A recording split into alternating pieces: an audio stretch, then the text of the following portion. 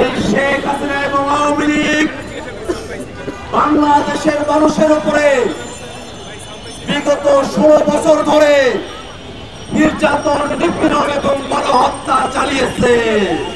এখন শুধু অভিযুক্ত নয়, তারা আদালতের মাধ্যমে খুনি এবং মানবতা বিরোধী অপরাধে তারা অভিযুক্ত হিসেবে প্রমাণিত হয়েছে।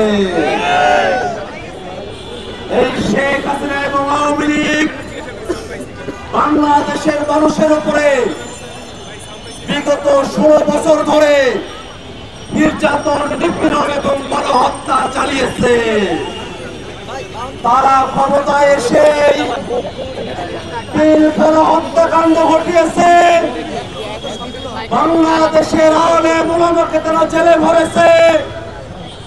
সাধারণ মানুষকে ধরে নিয়ে গিয়ে আয়না করে বন্দী করে তাদের জীবনকে নাশ করে দিয়েছে। তারা 7 লাখ হত্যা ঘটিয়েছে। মোদী বিরোধী আন্দোলনে বাংলাদেশের সাধারণ মুসল্লিদের উপরে তারা নির্বিচারে গুলি চালিয়েছে। সেই আওয়ামী লীগ 24-এর অভ্যুত্থানের সময়ে বাংলাদেশের জনতার উপরে নির্বিচারে গুলি চালিয়েছে। তারা নানা ধরনের অপকর্ম করেছে। বাংলাদেশের মানুষকে তারা গুলি করে ক্ষান্ত হয় নাই, লাশগুলোকে পুড়িয়ে দিয়ে নৃশংস কায়দায় তারা বাংলাদেশে গণহত্যা সংগঠিত করেছে। যে আওয়ামী লীগ এবং শেখ হাসিনা বাংলাদেশে গণহত্যা সংগঠন করেছে, সেই শেখ হাসিনা এবং আওয়ামী লীগকে ভারত সরকার ভারতে আশ্রয় দিয়ে বাংলাদেশের মানুষের বিপক্ষে অবস্থান নিয়েছে। আমরা বিভিন্ন সময় খেয়াল করি ভারত সরকার এবং তাদের বাহিনীগুলো তাদের দেশের নাগরিককে বাংলাদেশের জোরপূর্বক পোষণ করছে। বাংলাদেশের সীমান্তে ভারতীয় মুসলিম নাগরিকদেরকে পোষণ করে বাংলাদেশে তারা পাঠিয়ে দিচ্ছে।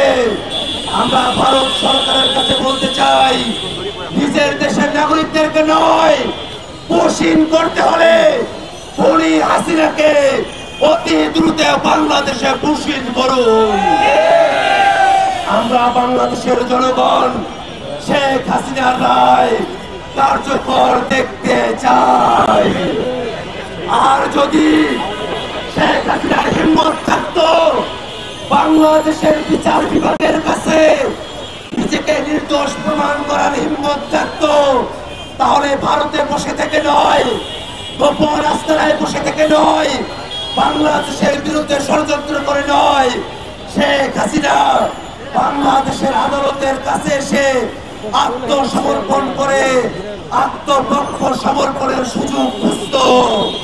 যেহেতু শেখ হাসিনা এবং আওয়ামী লীগের আত্মসমর্পণ করে আত্মপক্ষ সমর্থনের ন্যূনতম কোন তাদের পক্ষে বৈধতা নেই।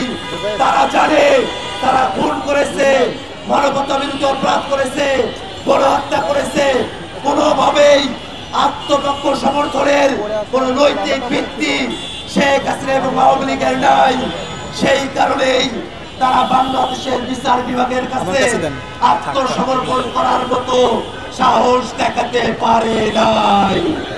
যারা বাংলাদেশের বিচার বিভাগের কাছে আত্মসমর্পণ করার সাহস রাখে না, নিজের পক্ষে আদালতে এসে পক্ষ অবলম্বন করার সাহস রাখে না, সেই আওয়ামী লীগের পক্ষে কোনোভাবেই বিশ্ববিদ্যালয়ে পড়ুয়া, বিশ্ববিদ্যালয়ে পড়ায় এমন কোন ব্যক্তি খুনিদের পক্ষ নিতে পারে না।